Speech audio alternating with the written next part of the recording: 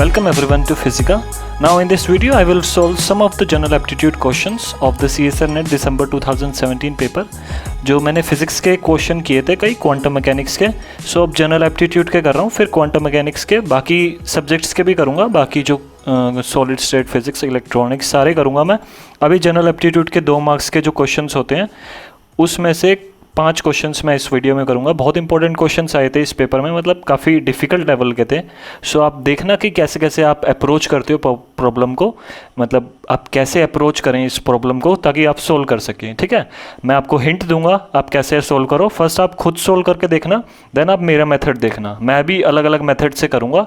There may be many methods to solve a single problem. So मैं जितने methods हो सकते हैं, मतलब मेरे को जितने मेथड्स से हो सकता है प्रॉब्लम, मैं वो सोल्व करूंगा। आप देखना कैसे सोल्व करते हैं, कैसे अप्रोच करते हैं प्रॉब्लम को। ओके, सो जनरल एप्टीट्यूड बहुत इंपॉर्टेंट पार्ट है। सो उसका फर्स्ट क्वेश्चन हम देखते हैं। So the first question is, in a group of students 30% play only cricket, 20% play only football and 10% play only basketball. 20% of the students play both football and cricket, 15% play both basketball and cricket and 10% play both football and basketball.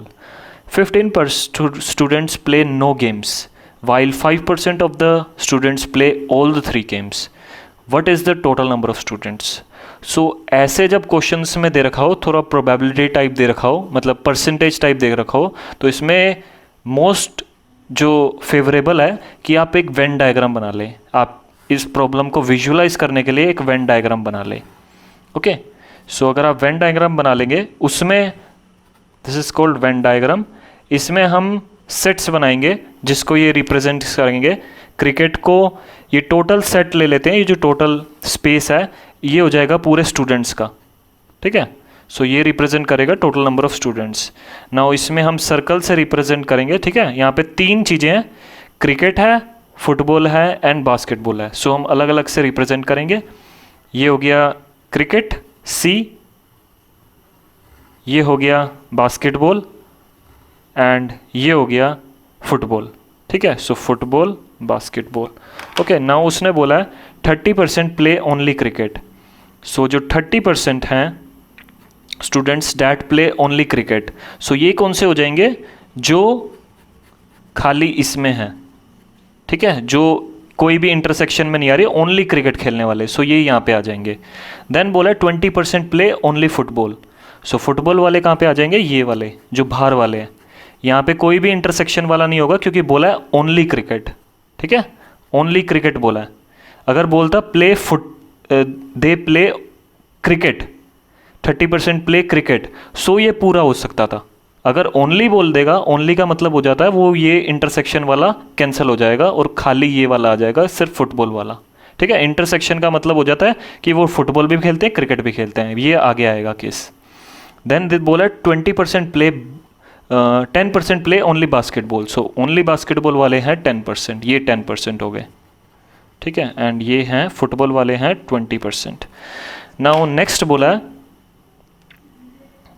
15% play 20% of the students play both football and cricket. So football and cricket वाले जो हैं, both वाले, ये हो गया both वाला intersection, cricket और football का इंटरसेक्शन। एंड ये दे रखा है मेरे पास 20%। एंड देन दे रखा है 15% play both basketball and cricket. So basketball and cricket वाले ये जो इंटरसेक्शन है ये हो जाएगा 15%। एंड देन लास्ट दे रखा है 10% play both football and basketball. So ये जो इंटरसेक्शन हो जाएगा ये हो जाएगा 10%। एंड देन 15 स्टूडेंट्स है, परसेंट नहीं है यहाँ पे, 15 स्टूडेंट्स दे रखा है, they play no games. So ये क्या हो जाएगा, ये जो आउटसाइड ऑफ दिस स्पेस है यहाँ पे हम 15 स्टूडेंट्स लिख देंगे। ठीक है, ये सारा जो आउटसाइड वाला स्पेस है ये 15 स्टूडेंट रिप्रेजेंट करता है। While 5% of the students play all the 3 games. So 5% of students है जो सारी गेम्स खेलते हैं, तीनों, cricket, football and basketball. So ये हो जाएगा तीनों का इंटरसेक्शन, ये जो बीच वाला है ये जो है ये हो जाएगा तीनों का intersection which is 5%। So all the games जो प्ले करते हैं। हमें बताना है total number of students. So total number of students निकालना है। सो ऐसे क्वेश्चन में क्या करते हैं, टोटल नंबर ऑफ स्टूडेंट्स को सबसे पहले हम x ले लेंगे. Okay, so total number of students को हमने x एज्यूम कर लिया. नाउ अकॉर्डिंग टू क्वेश्चन क्या हो जाएगा, जो टोटल नंबर ऑफ स्टूडेंट्स हैं that will be equal to, हमें दे रखा है 20%, ऐसे ही टोटल कर देंगे जो ये हमें दे रखा है वेन डायग्राम जो हमने बनाया उससे हम कैलकुलेट करेंगे टोटल नंबर ऑफ स्टूडेंट कैसे होंगे. सो 30% दे रखा था कि डैट प्ले ओनली, मैं n लिख रहा हूँ ऐसे डिनोट कर रहा हूँ, डैट प्ले ओनली फुटबॉल. ठीक है, सबसे पहले फुटबॉल लिख दिया. सो देन आ जाएगा number of students that play only cricket plus number of students that play only basketball. ठीक है, सो ये तीनों हमने जो बाहर का था वो स्पेस ले लिया. नाउ हम क्या करेंगे, डैट नाउ ऐड होगा number of students that play both football and cricket. So ये इंटरसेक्शन आएगा, सो C इंटरसेक्शन F. ठीक है, plus number of students that play football and basketball. ठीक है, football and basketball, so football and basketball का intersection plus number of students that play cricket and basketball. So cricket and basketball का भी intersection हो गया. Now अब क्या करेंगे, नाउ हमने ये जो इंटरसेक्शन है वो 3 बारी ऐड कर दिया, ये तो एक बारी ऐड कर ही दिया, देन इंटरसेक्शन जो है हमने 3 बारी ऐड कर दिया. सो इंटरसेक्शन के बीच में क्या हुआ कि ये जो बीच वाली टर्म है जो C intersection F intersection B, मतलब that students that play all the games जो 5% दे रखा था वो हमने 3 बारी ऐड कर दिया. बट हमें क्या करना है, ये सिंगल बारी ऐड करना है, मतलब एक बारी हमने ऐड कर लिया, फिर हमें बस यही वाला ऐड करना है. ठीक है, तो उससे हमारे पास टोटल नंबर ऑफ स्टूडेंट्स निकलेंगे. सो हम क्या करेंगे, 2 बारी माइनस कर देंगे. सो 2 number of students that play all the 3 games cricket football basketball, plus ये जो 15 स्टूडेंट्स हैं ये भी काउंट होंगे क्योंकि टोटल नंबर ऑफ स्टूडेंट्स में ये भी आएंगे. सो 15. ओके, सो ऐसे ये प्रॉब्लम को हमने डिफाइन कर लिया. So this is the easy way, ऐसे डिफाइन कर लो. सो नाउ हम लिख सकते हैं x will be equal to number of student that play, that is 30% है. सो 30% क्या हो जाएगा, 30/100 ऑफ x, प्लस नेक्स्ट आ जाएगा 20/100 ऑफ x, नेक्स्ट आ जाएगा 10/100 ऑफ x, देन आ जाएगा इंटरसेक्शन वाले. सो 20/100 ऑफ x आ जाएगा, पहले 20%, then 10%, 10/100 of x, then last आ जाएगा 15/100 ऑफ x, माइनस जो ये 2 टाइम्स हमने माइनस करा था, 2 टाइम्स जो माइनस करा था, so 2 times of 5%, 5/100 of x plus 15 students. ये नाउ इक्वेशन हम इसे बना लेते हैं, इक्वेशन सोल्व करेंगे. Now x will be equal to, so ये हो जाएगा 3 सो ऐसे इसको ऐड करेंगे तो हमारे पास आ जाएगा, इन सबको ऐड करते हैं तो 30 + 20 + 10 + 20 + 10 डैट विल बी 90 एंड ये हो जाएगा 105. सो 10.5 आ जाएगा बाय 10 ऑफ x, माइनस है ये वाला 1/10 ऑफ x प्लस 15. सो ये इक्वेशन बन गई. Then x will be equal to, ये हो जाएगा 9.5/10 of x plus 15. Now x को सोल्व कर लेते हैं. सो इसको इधर ले जाएंगे, सो माइनस हो जाएगा. So 0.5x/10 that will be equal to 15 and x आ जाएगा हमारे पास 15 × 10/0.5 डैट विल बी, सो इसको हटा देते हैं. सो ये 3 हो जाएगा एंड 300 आ जाएगा. सो x आ जाएगा हमारे पास 300. ठीक है, सो ये हो गया एक मेथड सोल्व करने का, इससे इसका आंसर आ जाएगा 300. ठीक है, नाउ नेक्स्ट मेथड हम देखते हैं क्या हो सकता है. ठीक है, अदर मेथड हो सकता है, इनिशियली जैसे हमने x जो लिया था, एज्यूम करा था टोटल नंबर ऑफ स्टूडेंट्स, उसको हम ले लेते हैं 100. Total number of students assume कर लिया हमने 100 है. ठीक है, सो क्या होगा, that x will be equal to, जो हमने ये इक्वेशन लिखी थी, मैं ये इसी को ही सोल्व करूँ. ठीक है, इसी को कर रहा हूँ. So that 100 will be equal to, क्योंकि हमने टोटल नंबर ऑफ स्टूडेंट्स 100 ले लिए हैं, सो ये 30% क्या हो जाएगा, 30 हो जाएगा, 30 स्टूडेंट्स को रिप्रेजेंट करेगा. सो that will B 30 plus next 20 + 10 + 20 + 15 + 10 -2 × 5 plus जो 15 स्टूडेंट्स बचे थे. एंड अगर इसको पूरा सोल्व करेंगे डैट कम आएगा 95 + 15. ठीक है, सो ये जो टर्म है this is not equal to 100. ठीक है। सो 100 x नहीं हो सकता, हमने यहाँ पे एज्यूम करा था x 100, सो ये नहीं हो सकता। नाउ एज्यूम कर लेते हैं x को 200, x को एज्यूम कर लेते हैं 200 है। सो 200 एज्यूम करेंगे तो क्या होगा, ये सारी टर्म्स डबल हो जाएंगी, ये जो सारी टर्म्स हैं ये डबल हो जाएंगी, 15 ऐसे कैसे रहेगा। सो मतलब 95 into 2 that will B 190 plus 15। Again ये सेटिस्फाई नहीं कर रहा, नाउ 300 लेट कर लो, x को 300 लेट कर लेते हैं। सो क्या होगा, ये जो सारी टर्म्स का सम आया ये ट्रिपल हो जाएगा। सो 95 into 3 that will B 285 plus 15 ऐसे कैसे ही। सो ये टोटल हो जाएगा 300। नाउ यहाँ पे LHS इक्वल टू RHS हो गया। सो x आ गया हमारे पास 300, सेटिस्फाई कर रहा है। ठीक है, ऐसे ही 400 लोगे x को, सो 380 हो जाएगा प्लस 15 हो जाएगा, वो भी सेटिस्फाई नहीं करेगा। ठीक है, सो 300 सेटिस्फाई कर रहा है, तो ये हो गया। एक और मेथड है, बहुत ही ईजी मेथड है ये। इसमें क्या करेंगे, हम टोटल परसेंट देख लेते हैं, टोटल परसेंट देख लेते हैं स्टूडेंट्स जो किसी भी गेम में हैं।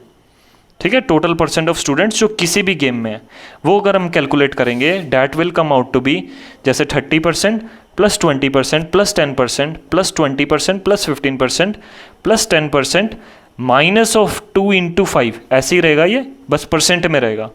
सो total percentage of students, total percentage of students in any game, जो कोई भी गेम खेलते हैं, वो हो जाएगी 95% स्टूडेंट्स हो जाएंगे। ठीक है, 95% स्टूडेंट्स हो जाएंगे। इस सब सारी परसेंटेज को आप ऐड करोगे, देन 2 टाइम्स आप इसे माइनस कर दोगे 5% को।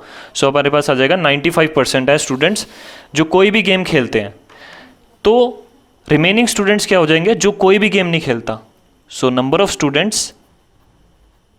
Students that does not play any game that will be 95 minus 100, क्योंकि टोटल स्टूडेंट्स 100% ही होंगे। सो 5% स्टूडेंट ऐसे हैं जो कोई भी गेम नहीं खेलते, एंड वो हमें दे रखा है 15 दे रखा है। 15 स्टूडेंट्स ऐसे हैं जो कोई भी गेम नहीं खेल सकते। सो ये 5% जो है वो हो जाएगा 15 के इक्वल। 5% ऑफ क्या, हम x एज्यूम कर लेते हैं, 5% ऑफ x है, x total number of students है। सो 5/100 into x that will B 15। So x आ जाएगा 15 इंटू 100/5, सो ये हो जाएगा अगेन 300। ठीक है, सो 300 इसका करेक्ट ऑप्शन हो जाएगा। Okay, so out of the given options first option दे रखा है हमारे पास 300, सो ये करेक्ट हो जाएगा। सो नेक्स्ट क्वेश्चन है second question from part A. 5% A, B, C, D and E are sitting in a row with C in the middle of the group. सो पहले इस क्वेश्चन को देख लेते हैं कैसे कैसे बोल रहा है। 5% है, A, B, C, D, E and C जो है वो मिडल में है। सो C जो है वो हमेशा मिडल में है, and then D is at the extreme. So D एक एक्सट्रीम एंड में है, इधर भी हो सकता है इधर भी हो सकता है। सो मैं पहले इधर ले लेता हूँ D को, and there are at least 2% between B and E, और B और E के बीच में 2% है, ये एक्सट्रीम एंड पे है। और B और E के बीच में, B एंड E के बीच में एटलीस्ट 2% है। ओके, सो कैसे कैसे हम प्लेस कर सकते हैं, और A के ऊपर कोई भी कंडीशन नहीं है। सो अगर ये मिडल पे है, सो यहाँ पे सिर्फ एक ही आना चाहिए। सो यहाँ पे लेट्स से हमने B लिख दिया और E यहाँ पे आ गया। B और E के बीच में 2% है, सो यहाँ पे A आएगा एंड यहाँ पे E आ जाएगा। ठीक है, ऐसे हो गया। नाउ B और E के बीच में, ये जो B है और E है, इसके बीच में 2% हैं, और C मिडल पे है और D एक एक्सट्रीम एंड पे है। सो कंडीशन यहाँ पे सेटिस्फाई होगी। और एक और चीज़ हो सकती है कि B और E को हम फ्लिप कर सकते हैं इधर उधर। सो उससे एक और बन जाएगा कॉम्बिनेशन, B यहाँ पे आ गया, C अभी भी मिडल पे है, एंड E यहाँ पे आ गया और D एक्सट्रीम एंड पे है। और एक और चीज़ मैंने बताई थी, D एक्सट्रीम एंड पे मैंने इधर ले लिया था, नाउ मैं इधर ले लेता हूँ इस साइड पे, इस साइड एक्सट्रीम एंड पे लूँगा, और C तो मिडल पे ही है हमेशा। सो यहाँ पे B एंड यहाँ पे A, अगेन B और E के बीच में 2% हैं, और C मिडल पे ही है और D एक्सट्रीम एंड पे है, ये भी सेटिस्फाई कर रहा है। सो B और E को हम दोबारा इधर उधर कर सकते हैं। सो D, E, C, A, B, ठीक है। सो बी और ई को, सो ये 4 कॉम्बिनेशन बनेंगे, मैक्सिमम यही बन सकते हैं जो इन्होंने कंडीशन जो दे रखी है। Then which of the following is incorrect, incorrect पूछा है। सो क्वेश्चन ध्यान से देखना, इनकरेक्ट पूछा है। सो फर्स्ट है E is on the extreme left, E can be on the extreme left. So E can be on the extreme left बोला, सो ई extreme left पे हो सकता है, यहाँ पे हो रहा है, यहाँ, ठीक है। सॉरी ये तो राइट में हो रहा है, एक्सट्रीम राइट में हो रहा है, बट यहाँ पे एक्सट्रीम लेफ्ट में है। सो यहाँ पे ये सेटिस्फाई कर गया, तो ये कंडीशन, ये जो स्टेटमेंट है ये ट्रू है, ये करेक्ट है। देन नेक्स्ट स्टेटमेंट है E can be on the extreme right, extreme right पे भी हो सकता है, यहाँ पे एक्सट्रीम राइट पे है। सो ये भी कंडीशन, ये भी जो स्टेटमेंट है वो करेक्ट है। Next A can not be on the extreme left, A can not be on the extreme left. So कहीं पे भी ए एक्सट्रीम लेफ्ट पे नहीं है, सो ये भी करेक्ट है। सो फर्स्ट भी करेक्ट है, सेकंड भी करेक्ट है, थर्ड भी करेक्ट है। सो हमारा इनकरेक्ट फोर्थ ही होना चाहिए, फोर्थ ही इनकरेक्ट होना चाहिए। बस एक बार देख लेते हैं क्या दे रखा है। इसमें दे रखा है A is always a neighbour of B और डी, बी और डी का नेबर होगा A. So A is always a neighbour of B और डी। यहाँ पे ए नेबर है सी या फिर ई का, यहाँ पे ए नेबर है बी और सी का, यहाँ पे नेबर है ए सी एंड ई का, एंड यहाँ पे नेबर है सी और बी का। सो ये स्टेटमेंट इनकरेक्ट होगी क्योंकि A is always a neighbour of B, C और ई, ठीक है। यहाँ पे ई और सी का, यहाँ पे बी एंड सी का। सो बी, सी और ई में से किसी का नेबर होगा, बट डी का कभी भी नहीं है। सो यहाँ पे डी दे रखा था, बी और डी। अगर दे रखा होता बी, सी एंड ई तीनों दे रखे थे, जब ये स्टेटमेंट करेक्ट होती, अभी ये इनकरेक्ट है। ओके, सो आंसर हो गया इसका fourth option. Now next question देखते हैं। नेक्स्ट क्वेश्चन है a sphere G of radius B is fixed mid air. So एक स्फीयर है जी, इसको हमने फिक्स कर दिया मिड एयर में, एंड इसका जो रेडियस है वो बी दे रखा है। इस fix mid air and several identical spheres to the first one are shot at it with their velocities parallel to each other. So बहुत सारे ऐसे स्फीयर्स जिनका रेडियस बी है, इसको शॉट किया, ठीक है, इसको इसकी तरफ फेंका, वेलोसिटीज पैरेलल है इसकी। Okay, now if the short spheres falls with an imaginary cylinder within an imaginary cylinder of radius A. So एक ये जो सारे स्फीयर्स हैं ये एक सिलेंडर के, इमेजिनरी सिलेंडर के अंदर अंदर आते हैं। So let this be cylinder, and इसका जो हमें जो रेडियस दे रखा है वो दे रखा है ए, एंड ये भी कंडीशन दे रखी है B is very small then A, जो बी है बहुत छोटा है ए से। ओके, नाउ हमें बताना है the fraction of spheres that will hit G. So इन स्फीयर्स में से फ्रैक्शंस बताने हैं जो इसको हिट करेंगे जी को। सो ये कैसे निकालेंगे, बहुत सिंपल क्वेश्चन है।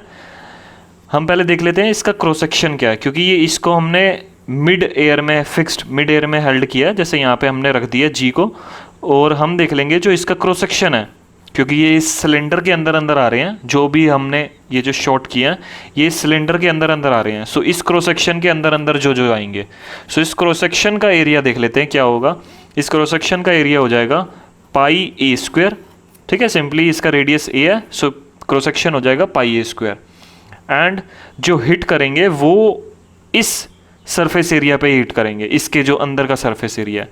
सो इस स्फीयर जी स्फीयर का जो सरफेस एरिया होगा वो होगा 4 पाई, जो नॉर्मल स्फीयर का जो सरफेस एरिया होता है वो होता है 4 पाई आर स्क्वायर। आर यहाँ पे बी है, सो 4 पाई बी स्क्वायर हो जाएगा। सो फ्रैक्शन ऑफ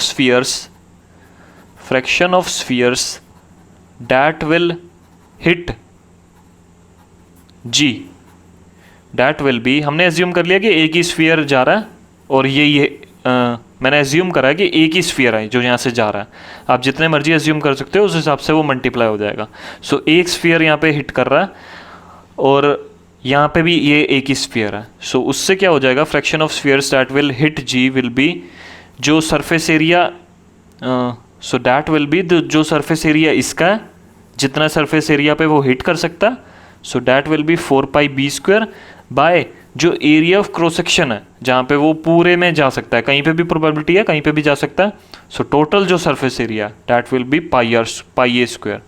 सो अगर आप एज्यूम करोगे there are n spheres, that जो ये स्फीयर्स हैं इसको हम n स्फीयर्स एज्यूम कर लेते हैं। सो वही हो जाएगा कि ये n टाइम्स हो जाएगा, ये जो सरफेस एरिया है वो n टाइम्स हो जाएगा क्योंकि n टाइम्स प्रोबेबिलिटी बढ़ जाएगी। एंड देन इसको भी हमें n टाइम्स करना पड़ेगा मल्टीप्लाई, क्योंकि एक एक स्फीयर को प्रोबेबिलिटी मिलेगी पाई ए स्क्वायर के सरफेस एरिया क्रॉस सेक्शन करने के लिए। सो ये सेम ऐसे ही हो जाएगा, n टाइम्स दोनों मल्टीप्लाई हो जाएगा और n कैंसिल हो जाएगा। सो पाई पाई से कैंसिल कर देंगे, सो ये हो जाएगा 4 pi B square by A square. So ये हो जाएगा हमारा answer, fraction of spheres that will hit g। Okay, so out of these option second option दे रखा है हमें, सो ये करेक्ट होगा सेकंड ऑप्शन। सो बहुत इजी क्वेश्चन था, बस कॉम्प्लिकेट कर रखा है इन्होंने, लैंग्वेज से कॉम्प्लिकेट कर रखा है, बट क्वेश्चन में कुछ नहीं है। ओके, नेक्स्ट देखते हैं। So next question is fourth one. The distance between Nehru Nagar and Gandhinagar is 27 kilometre. So दो दे रखे हैं, नेहरू नगर जिसको मैं n से डिनोट कर देता हूँ, एंड गांधीनगर। सो इनके बीच का जो डिस्टेंस है वो है 27 किलोमीटर। सो ये जो डिस्टेंस है वो है 27 kilometre. And A and B start walking from Nehru Nagar towards Gandhinagar at a speed of, so दो हैं, दो पर्सनस हैं A और B, ये A है ये B है। A की जो स्पीड है वो है 5 kilometre per our and B की जो स्पीड है वो है 7 kilometre per hour. Okay, so walking towards Nehru Nagar to Gandhinagar. So Nehru Nagar से गांधीनगर जा रहे हैं। B reaches at a speed of 5 kilometre and 7 kilometre, ये लिख दिया मैंने। B reaches Gandhinagar and returns immediately. So B क्योंकि स्पीड इसकी ज़्यादा है सो पहले पहुंच जाएगा, and then it returns immediately and meet A at Gandhinagar. So ये यहाँ पे आके वापस चला जाता है एंड A को गांधीनगर पे मिलता है। सो A की स्पीड कम है क्योंकि ये लेट पहुँचेगा, सो ये रिटर्न कर जाता है और यहाँ पे कहीं मिडल में मिलते हैं दोनों, which is called Indira Nagar. What is the distance between Nehru Nagar and Indira Nagar. So Nehru Nagar और इंदिरा नगर के बीच का डिस्टेंस बताना है, assuming all the 3 cities to be in one straight line. So सारी जो सिटीज़ हैं वो स्ट्रेट लाइन में है। सो इंदिरा नगर को हम इधर एज्यूम कर लेते हैं, यहाँ पे इंदिरा नगर है। ओके, एंड ये जो टोटल डिस्टेंस है वो हमें 27 किलोमीटर दे रखा था और हमें निकालना है ये n नेहरू नगर और इंदिरा नगर के बीच का डिस्टेंस। ओके, सो हम एज्यूम कर लेते हैं कि ये डिस्टेंस जो है वो x है। ओके, इंदिरा नगर एंड गांधीनगर के बीच का जो डिस्टेंस है। ओके, सो यहाँ पे है इंदिरा नगर एंड नाउ ये कितना हो जाएगा 27 माइनस x, इंदिरा नगर और नेहरू नगर, यही डिस्टेंस हमें निकालना है 27 माइनस x। ठीक है, सो ये हमें निकालना है। नाउ B जो है वो कितना डिस्टेंस ट्रैवल करेगा। सो B की क्योंकि स्पीड ज़्यादा है, इसने बोला भी है B पहले गांधीनगर पहुंच गया देन ये रिटर्न करा इंदिरा नगर तक। सो B ने जो टोटल डिस्टेंस वो ट्रैवल किया वो किया 27 किलोमीटर प्लस x किलोमीटर। सो 27 plus x kilometre total distance travel करा। एंड A ने कितना डिस्टेंस ट्रैवल करा, क्योंकि A यहीं पे मिला सो इसने ट्रैवल किया सिर्फ 27 माइनस x। सो 27 माइनस x किलोमीटर ट्रैवल किया इसने। ओके, सो ये दोनों हमें पता चल गए कितने डिस्टेंस ट्रैवल करें, और दोनों की हमें स्पीड भी पता है। सो हम लेट कर लेते हैं at time t, after time t they meet at Indira Nagar. So Indira Nagar पे वो एट टाइम t के बाद मीट करते हैं। सो टाइम क्या हो जाएगा, ये जो टाइम है t that will B distance जो है b के लिए पहले कैलकुलेट करता हूँ। b के लिए क्या हो जाएगा 27 प्लस x, जो डिस्टेंस है बाय देयर स्पीड वो हो जाएगा टाइम। सो स्पीड b के लिए जो है वो है 7। ठीक है, सो ये हो जाएगा b के लिए डैट विल ऑल्सो भी इक्वल टू, क्योंकि वो सेम टाइम में मीट करेंगे जो भी डिस्टेंस ट्रैवल कर रहे हैं। लेट एट टाइम t मैंने लेट कर लिया। सो ये that it will be also equal to a के लिए जो है वो है a ने डिस्टेंस ट्रैवल करा 20 minus x divided by its speed. So a के लिए स्पीड है 5। सो ये हो गया हमारा a के लिए। ठीक है, सो यहाँ से हमारे पास ये इक्वेशन पता चल गई, यहाँ से हम x की वैल्यू निकाल सकते हैं। सो इसको सोल्व करते हैं। सो 5 ये 27 इंटू 5 हो जाएगा, that will be 135 plus 5x that will be equal to 27 into 7 that will be 9 and 1 89 and minus 7x। Okay, now इसको इधर ले जाते हैं, सो 12x हो जाएगा एंड डैट विल बी, इसको इधर माइनस कर देते हैं, सो वो हो जाएगा 54। So x will comes out to bit, so 54 को 12 से डिवाइड कर देते हैं, सो 12 4 जा 48 एंड देन 60, सो 12 5 जा 0.5, सो 4.5 किलोमीटर आ गया हमारा x। सो ये जो x है वो है 4.5 किलोमीटर। ओके, नाउ हमें क्या निकालना है, distance between Nehru Nagar and Indira Nagar. So Nehru Nagar and Indira Nagar का डिस्टेंस हो जाएगा सिंपली 27 माइनस 4.5, 27 माइनस x था, ठीक है। सो ये हो जाएगा 27 minus 4.5, that will be 22.5 kilometre. Okay, so ये आ गया हमारे पास आंसर इसका। So out of these option second option दे रखा है 22.5 किलोमीटर। सो ये हो जाएगा हमारा आंसर इस क्वेश्चन का, ठीक है। सो बहुत इजी क्वेश्चन था, बस इसमें देखना था कैसे करते हैं, और इसका एक और मेथड है वही मैं बता देता हूँ कैसे सोल्व करेंगे। सो इसमें क्या करेंगे, हम b के लिए पहले एज्यूम करते हैं, b के लिए हमें पता है उसकी वेलोसिटी क्या है, b की वेलोसिटी है, जो स्पीड है वो है 7 kilometre per our, and distance जो टोटल डिस्टेंस है, क्योंकि b पूरा डिस्टेंस ट्रेवल कर रहा है, जो यहाँ पे दे रखा था b जो है वो पूरा डिस्टेंस ट्रेवल कर रहा है, सो d के जो टोटल डिस्टेंस है वो है 27 किलोमीटर। सो हम देख लेते हैं कितने टाइम में ये टोटल डिस्टेंस ये ट्रेवल करेगा। सो टाइम हो जाएगा सिंपली d बाई वी, जो टोटल डिस्टेंस है 27/7, that will be 27/7 hour. Point में नहीं निकालते, इतना ही निकाल लेते हैं। देन a के लिए देखते हैं a कितना, इतने टाइम में कितने डिस्टेंस तक पहुंचेगा, ठीक है। सो मैं क्या कर रहा हूँ, ये नेहरू नगर है, ये इंदिरा नगर है, एंड टोटल डिस्टेंस 27 किलोमीटर है, बीच में सॉरी ये गांधीनगर है एंड बीच में यहाँ पे इंदिरा नगर है।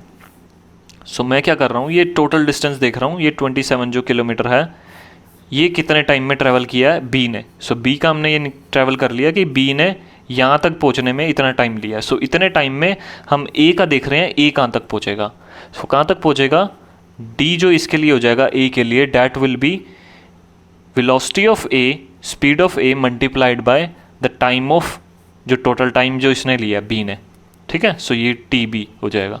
सो that will be 5 × 27/7 and that will be 135/7 kilometre. Okay, so इतना किलोमीटर तक, इतने किलोमीटर तक a जाएगा, ठीक है। सो लेट्स से ये a यहाँ तक पहुँचा है, ठीक है, ये a जो है वो यहाँ तक पहुँचा है, और b जो है, b हमने देख लिया कि वो b यहाँ तक पहुँच गया 27 किलोमीटर तक, पूरा गांधीनगर तक, ठीक है। 27 किलोमीटर तक पहुँच गया और इसने 27/7 आवर हुए, और इतने ही टाइम में a जो है वो यहाँ तक पहुँचा है 135/7, और इसको पॉइंट्स में निकालेंगे तो आएगा, and that will B 19.28 kilometre, ठीक है। सो इतने किलोमीटर इसने अभी ट्रैवल किया a ने, a 19.28 किलोमीटर ही ट्रैवल किया।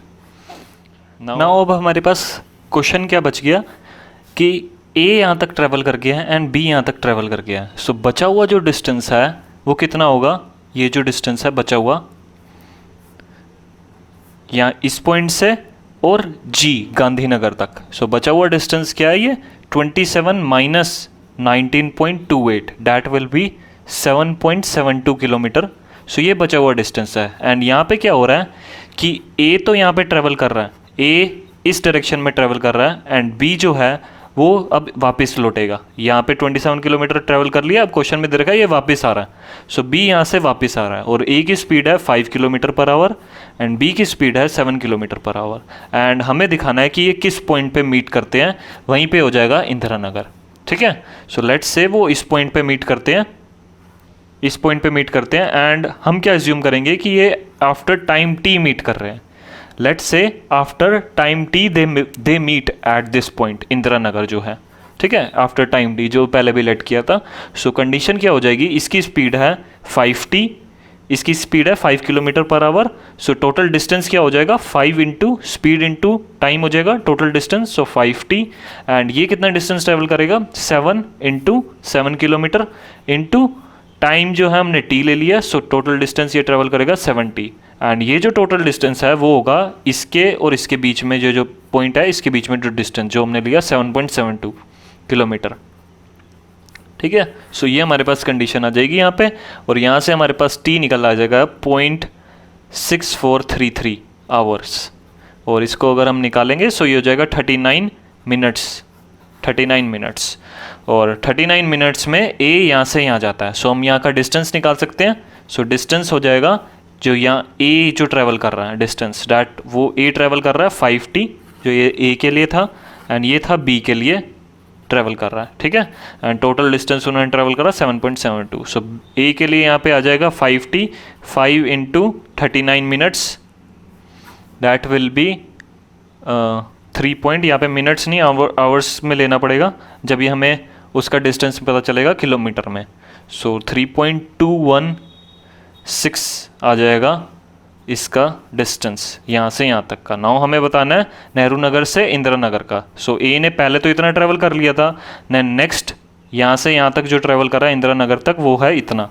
सो टोटल डिस्टेंस जो नेहरू नगर और इंदिरा नगर का हो जाएगा डैट वो हो जाएगा 19.28 + 3.216 किलोमीटर। सो ये हो जाएगा D will be 22.5 kilometre. So again ये वही आ गया क्वेश्चन। सो अलग अलग मेथड से कर सकते हो, ये थोड़ा लेंथी मेथड हो गया, बट पहले वाला जो मेथड था वो काफ़ी ईजी था, ठीक है। आप कहीं कैसे भी आप सोल्व कर सकते हो, बस अप्रोच आपकी सही होनी चाहिए, स्टेप्स सही होने चाहिए। नाउ नेक्स्ट क्वेश्चन जो है वो है a leaf appears green in daylight. Daylight में ग्रीन अपीयर होती है, and if this leaf were observed in red light, so red light में ऑब्जर्व कर रहे हैं, so what colour would it appear to have.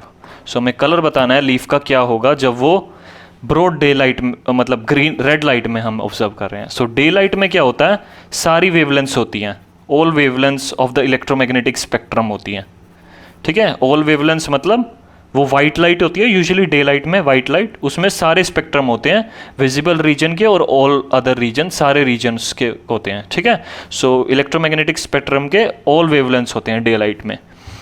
So हमें पता है कलर ऑफ ऑब्जेक्ट अगर हम देखें, ये समझने की कोशिश करते हैं कलर ऑफ ऑब्जेक्ट कहाँ से आता है। कलर ऑफ ऑब्जेक्ट आता है, it is that color that is reflected by that object. Okay, so color of object is the wavelength of light that the object reflects, ठीक है। जो ऑब्जेक्ट रिफ्लेक्ट करता है वेवलेंथ वो हमें दिखती है, वो उसका कलर हो जाता है। और जो बाकी सारी वेवलेंथ्स हैं वो ऑल अदर वेवलेंथ्स वो एब्जॉर्ब कर लेता है, all other wavelengths it absorbs, ठीक है। सारी वेवलेंथ एब्जॉर्ब कर लेगा, एंड जो वेवलेंथ वो रिफ्लेक्ट करेगा वही उसका कलर ऑफ ऑब्जेक्ट बन जाता है, और वही वेवलेंथ जो रिफ्लेक्ट करता है वो हमें दिखती है, एंड उसका हमें कलर दिखता है। सो ये जो कलर होता है वो होता है विजिबल रीजन में, जो हमें दिखता है, जो हम देख सकते हैं वो खाली विजिबल रीजन में देख सकते हैं।